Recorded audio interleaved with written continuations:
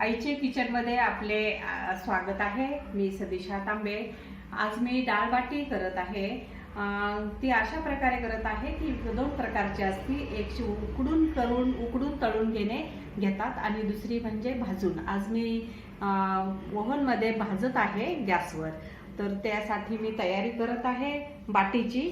मी हे 4.5 वाटी मी रवाळ गव्हाचं पीठ घेतलं आहे आणि 1 वाटी त्याच्यामध्ये रवा घालत आहे आणि चवेला मीठ घालत आहे 2 टीस्पून आणि ओवा घालत आहे 2 टीस्पून। हातावर चोळून घेते, त्याच्यामुळे चांगली चव येते हातावर चोळल्यामुळे। हातावर चोळून घेते आणि इकडे मोहनासाठी मी कढई गरम करत ठेवली आहे। तर अर्धी वाटी मी मोहन घालत आहे, अर्धी वाटी कडकडीत मोहन घालते।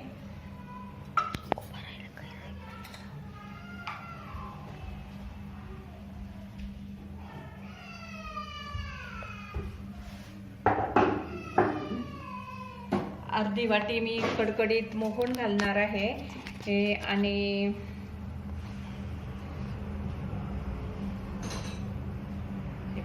मी असे पिठाला आता हे करून घेतलेलं आहे। मी असं गोल करून घेतलं मध्यभागी।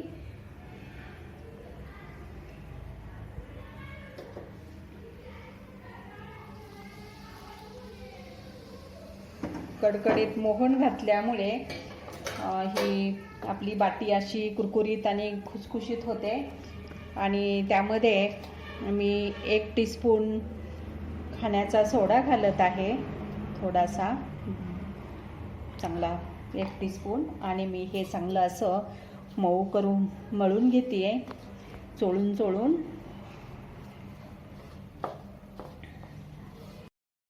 बाटीचे पीठ चांगले मळून झालेले आहे। मी आता याला रेस्ट करण्यासाठी अर्धा तास ठेवत आहे ओल्या कपड्याखाली। ओल्या कपड्याखाली झाकून ठेवते, त्यानंतर आपण पुढे बघू। आपले हे बाटीचे पीठ अर्धा तास भिजून झालेले आहे।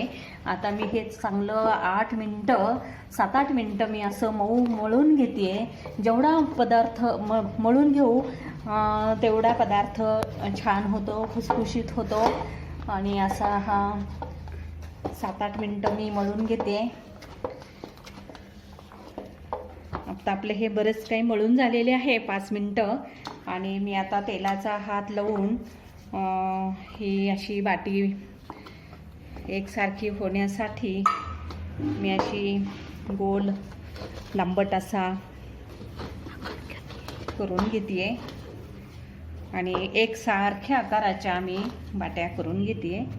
हे पहा, हे अशा फार मोठ्या नको, फार छोट्याही नको। हे पहा, मग ठेवते थोडं गोल करायच्या आहेत छोट्या आणि नंतर त्या ओव्हनमध्ये भाजायच्या आहेत। या बाट्यांना तूप भरपूर लागते, तूप आणि सांबर भरपूर लागते। अशा ह्या बाट्या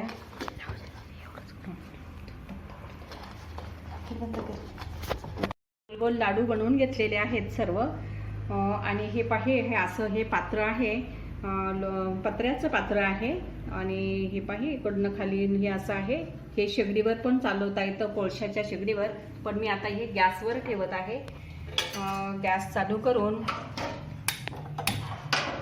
गॅसवर भाजून घेणार आहे। त्यासाठी मी हे जाळीला थोडेसे तेल लावून घेते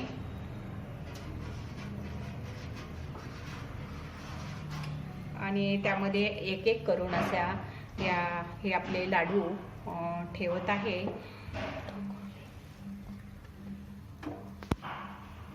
हे लाडू असे भाजून घ्यायचे, याच्यामध्ये वाफवून घ्यायचे आणि 4-5 मिनिटांनं त्याला आणि याच्यावर झाकण ठेवते आणि 4-5 मिनिटानं पुन्हा ते खालीवर करते.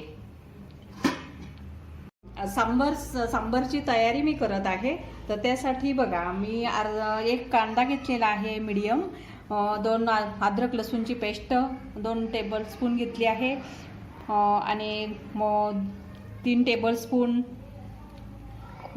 गूळ घेतलेला आहे आणि यामधील मी अर्धी कोथिंबीर घालणार आहे आणि यामधील मी ही भरड घेतली बघा करून अशी मिरची आणि लसणाची ही भरड आणि ही अर्धी वाटी चिंचाचा कोळ. आता मी सांबर बनवत आहे. हे सांबर मी आज बाटीसाठी बनवत आहे. यासाठी तेल भरपूर लागते. मी तेल भरपूर घालून घेतले आहे. अर्धा डाव म्हणजे मोठा 1 चमचा आणि त्यामध्ये मी 1 टेबलस्पून जिरे आणि 1 टेबलस्पून मोहरी घातली आहे.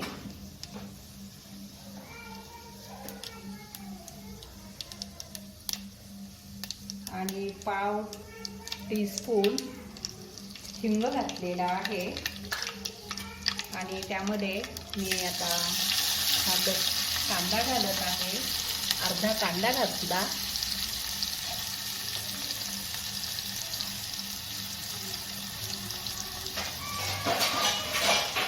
आता कांदा हा आपला चांगला परतू देऊया. कांद्यामध्ये थोडेसे मीठ घातले ना तर कांदा हा करपत नाहीये, काळा होत नाहीये आणि कांदा मात्र शिजून निघतो चांगला आणि रंग त्याचा आहे तसाच राहतो. आणि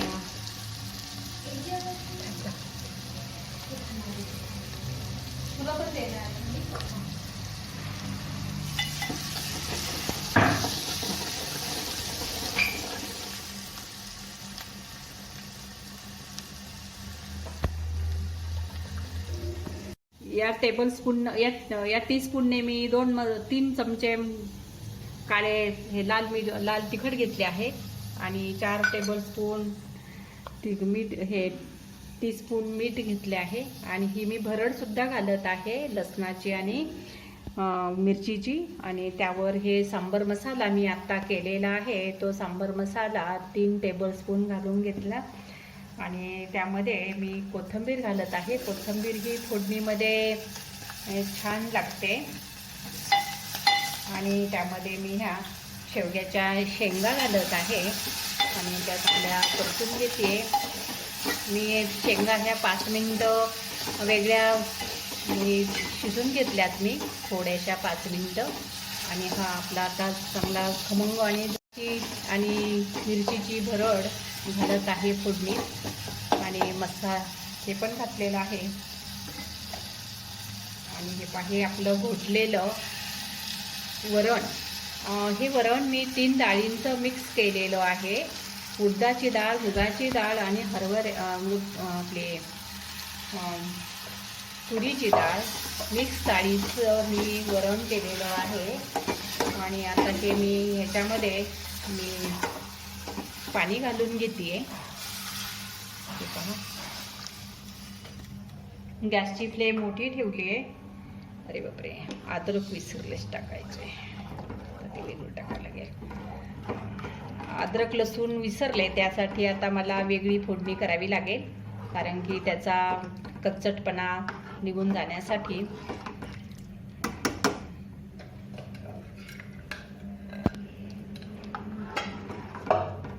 आणि हा आपला अर्धा वाटी चिंचेचा कोळ घालत आहे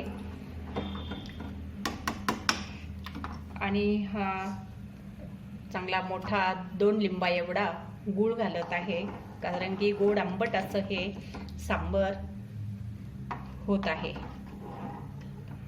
आपली ही बाटी तयार झालेली आहे. हे सांबर झालेलं आहे. इकडे बाटीमध्ये तूप आहे, हे लिंबू आहे आणि हा कांदा आहे. आणि आपली ही बाटी अशी कुरकुरीत छान उकडून निघाली आहे, छान झालेली आहे. तर तुम्हाला कशी वाटते पहा, तुम्ही सुद्धा अशी करून बघा. आणि आईच्या किचनला लाईक करा, शेअर करा आणि सबस्क्राईब करा आणि बेल आयकॉनचे बटन दाबायला विसरू नका. धन्यवाद.